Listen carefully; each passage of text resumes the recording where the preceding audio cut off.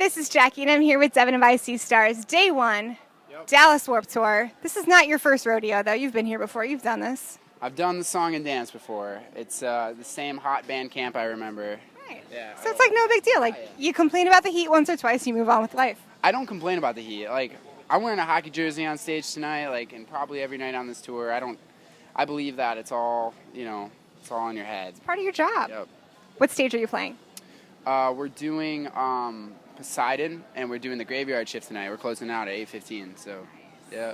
So your album Treehouse just came out. Yeah. What were some either people or situations that inspired your songwriting? A lot, honestly, especially this year. I went to Coachella for the first time this year, and I've known of Florence and the Machine for a long time, but I feel like I really discovered her when I was able to experience her live. So, like, a lot of the melodies, I do a lot of falsetto dances on this record, and a lot of riffs that I don't usually toy with on albums prior to. I was able to, me and Andrew were able to find that in me. So there's a lot of Florence on this record. Electronically, it's all over the place. I can't even begin to explain how many electronic artists inspire me daily. I will say, however, that Porter Robinson, he's such an emotional electronic artist that I was able to really take him in on Coachella too. It's crazy. Like, my label called me up. They're like, I could tell you went to Coachella when you listen to I'm listening to this record. Like, there's a lot of I don't want to say maturity because I don't think what we were doing was immature, but there's a lot of we evolved a lot.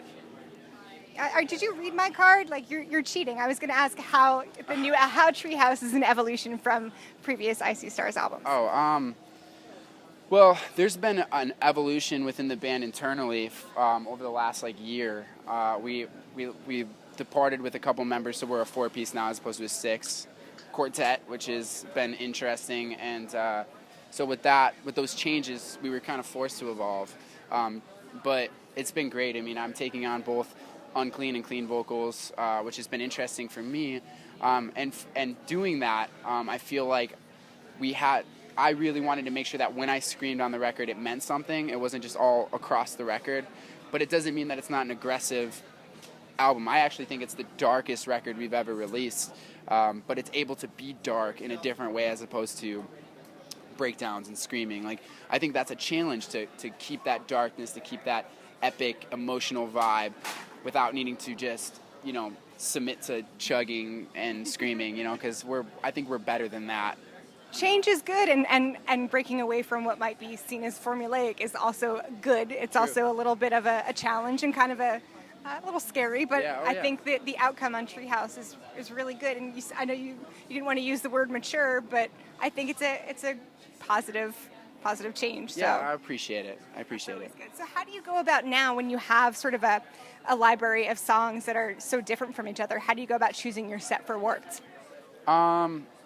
This one was really a difficult challenge because this is it's a new year and we have our new record, and we also have 4 records before this. We have 5 records if you include our acoustic album. So lots of music, and for us it was a challenge, and we decided that it makes sense to play maybe a minute and a half of one song and dive into another, kind of like a DJ set or more hip hop artist related strategy, So practicing that, we're able to play 9 songs in a half hour, which I think is going to make it really awesome for our fans. They're going to be able to hear. They're going to be able to have a taste of everything that they love from our bands, and I think we cut it off and move on to the next song at a good time to where that fan is going to be satisfied and ready for the next song, That's a really creative way of making sure that you get in all those. Every other artist is like, I don't know what to do with all this time. Like, I've got a short amount of time, so that's a really creative way to do it. I'm sure fans will be excited. I hope so. We'll find out today. Speaking of fans, how do you stay in touch with fans over social media? Is there a platform that you prefer? I think that social media is a platform to be yourself, and if you try to be anything else, fans can sniff that shit out. I respond to fans all the time. I retweet fans all the time.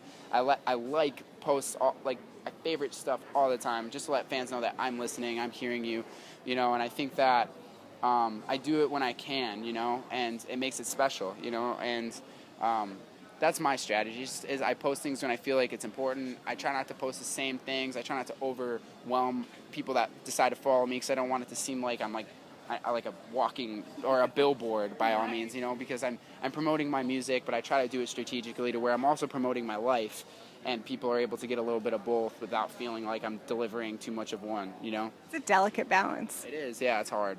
Well, stay tuned for an amazing set tonight from I See Stars. This is Jackie. Thanks to In the Key of Change and Chorus.fm.